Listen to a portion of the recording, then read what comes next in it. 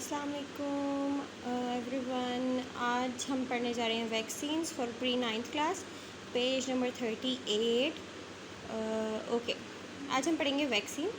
Vaccine क्या होती है? Vaccine is a material which contains weakened और किल्ड पैथोजेंस।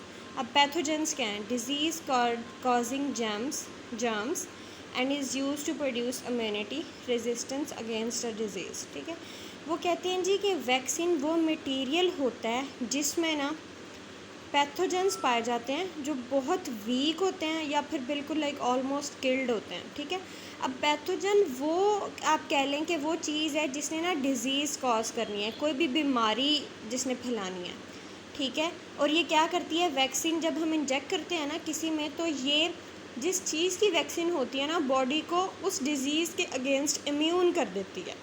ठीक है, यानी उसका मुदाफ़ाती निज़ाम ना स्ट्रॉन्ग कर देती है। अब जैसे आप कह लें फॉर एग्ज़ाम्पल हम जी वैक्सीन लगा देते हैं जी उसकी टाइफाइड की। ठीक है, टाइफाइड की हमने वैक्सीन लगा दी एक बंदे को, तो उस बंदे को ना टाइफाइड नहीं हो सकता अगर टाइफाइड के जो रियल जर्म्स पैथोजेंस अटैक करेंगे उसकी बॉडी पे। ठीक है, क्योंकि उसकी बॉडी उस टाइफाइड के अगेंस्ट इम्यून हो गई होती है। सही है।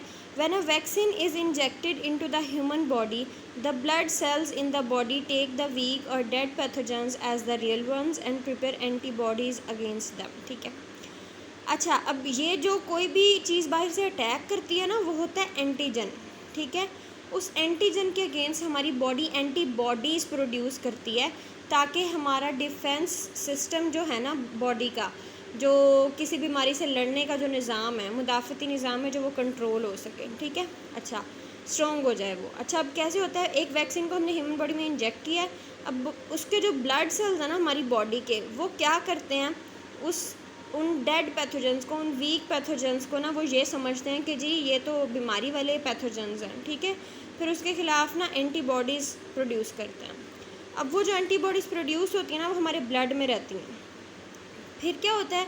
जब कोई रियल पैथोजन एंटर होता है ना बॉडी में, तो उस चीज़ के ख़िलाफ़ तो ऑलरेडी हमारे पास एंटीबॉडीज़ थी उस डिज़ीज़ के अगेंस्ट, तो वो एंटीबॉडीज़ जल्दी से वो जो पैथोजन आया होता है उसको किल कर देती हैं और फिर हम उस बीमारी से बच जाते हैं। ठीक है, when any real pathogen enters the body, the already present antibodies kills it immediately and the body becomes protected from disease. ठीक है, Nowadays biotechnologies use bacteria to prepare vaccines. आजकल बायोटेक्नोलॉजीज़ क्या यूज़ कर रहे हैं? बैक्टीरिया वैक्सीन्स बनाने के लिए।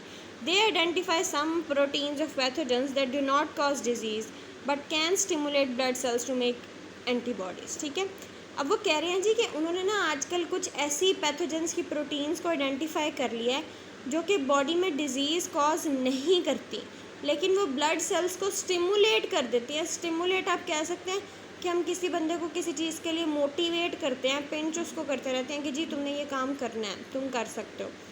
तो ये क्या करती हैं? ये ब्लड सेल्स को स्टिमुलेट करती हैं कि एंटीबॉडीज़ बनाओ। ठीक है, वो जिस भी चीज़ का हम पैथोजन जो करते हैं इंजेक्ट उसके अगेंस्ट। ठीक है, फिर क्या होता है? The gene of such protein is injected into bacterium. अब वो कह रहा है कि इसमें जेनेटिक इंजीनियरिंग कैसे इन्वॉल्व है कि ऐसी प्रोटीन की जीन को किस में इंजेक्ट करते हैं? बैक्टीरियम में। और मैंने आपको बताया था कि जब इंजेक्ट करते हैं वो प्लाज्मिड के साथ अटैच हो जाती है और उस बैक्टीरियम को जिसमें प्लाज्मिड के साथ जीन जुड़ी हुई हो उसको हम कहते हैं जेनेटिकली मॉडिफाइड बैक्टीरिया। वो फिर आगे क्या करता है? कॉलोनीज़ बनाता है और फिर at the end result product हमारे पास क्या आ जाती है? पैथोजन प्रोटीन जो हमें चाहिए। ठीक है, फिर ये सारी प्रोटीन्स क्या करती हैं? एज ए वैक्सीन एक्ट करती हैं। When these proteins are injected in the body, the blood cells produce antibodies. ठीक है, जब इनको इंजेक्ट करते हैं तो वो ब्लड सेल क्या प्रोड्यूस करते हैं? Antibodies. These antibodies can kill the kind of the pathogen from which the gene was taken. ठीक है, अब ये एंटीबॉडीज़ उस पैथोजन को किल कर सकती हैं जिसके लिए ये बनाई गई हैं। In this way the human become safe from that kind of pathogens. इस तरीके से ह्यूमन्स सेफ हो जाते हैं।